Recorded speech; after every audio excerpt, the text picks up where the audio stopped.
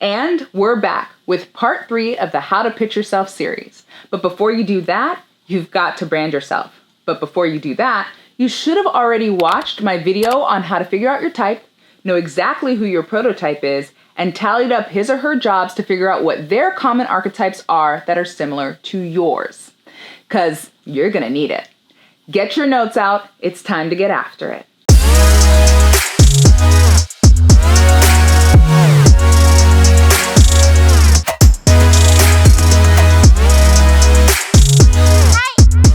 You are an actor. I know you can do everything. You got range, honey. But by creating your brand now, you will open yourself up to doing even more roles later.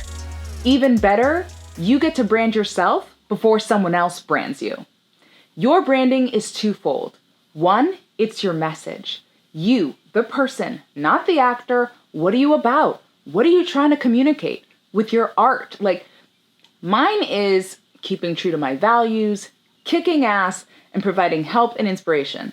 Ooh, but that sounds so unsexy and very wordy. So, how can I make that sound more sexy? Here's a hint. It's those adjectives other people use to describe you and the thesaurus.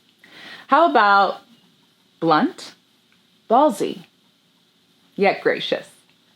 2, it's how you do what you do. What do I mean? I mean, Kevin Hart is going to do comedy different than Will Smith, who's going to do comedy different from Jim Carrey.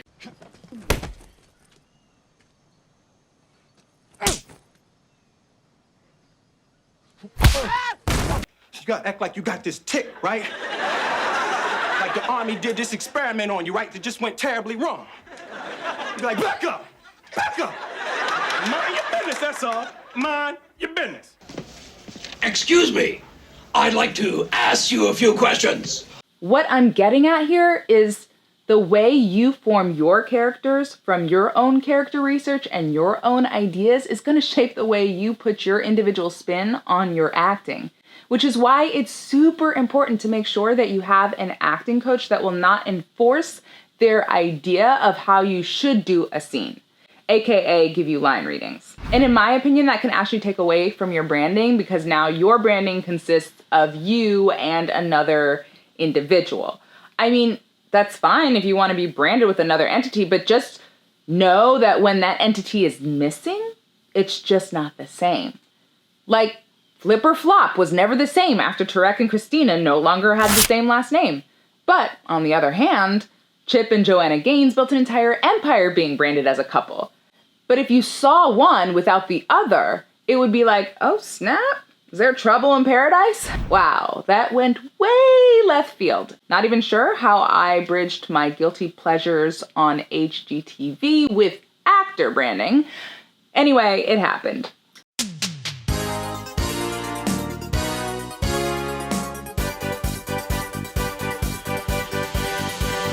PSA, if you need help strengthening on creating specificity and expanding your toolkit as an actor, I highly recommend the Breakthrough Intensive at the Acting Center LA. So good. And you can get a little discount if you mention my name. Now that you have matched your typecasting to fit your branding, you will repeat this branding on all social media platforms using the name you would like to be remembered as with the same profile picture. Notice, I usually say, "Hi, I'm Kristen Henry King, and you are watching Kristen Keeps It Real." Well, guess what? You've just been branded by my branding. I want to beat you upside the head with my name and what I'm about, helping you help yourself, providing inspiration, being gracious, and also not forgetting my name.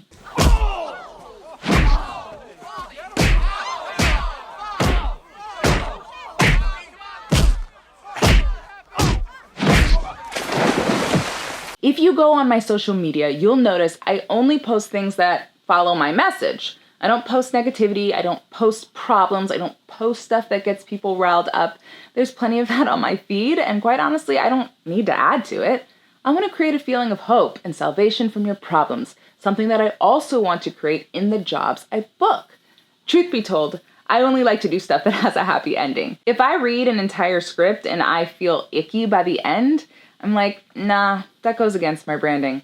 In this case, my message, my art, the things I'd like to create, providing help and inspiration, taking you away from your hardship of your life, having you come away with a message that might change you for the better or just make you more satisfied and happy after you've watched something I've been in. If I'm going to play the antagonist, which almost never happens, I want there to be justice. Even Walter White, as much as we love him, falls into demise by the end of Breaking Bad because all of his crimes he now had under his belt, even with his own wife, caught up to him.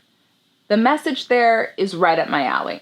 We can then use even more tools to strengthen your personal acting brand by the type of filter you use on your page or your posts, your font styles, your website colors, your pictures on your social media, your stories, your reels, your signature on your email, quotes, the way you put yourself together, your current headshots, not headshots you took 10 years ago that are generic, but actual specific type, archetype headshots that say, I am the person you have been looking for. And also, your name.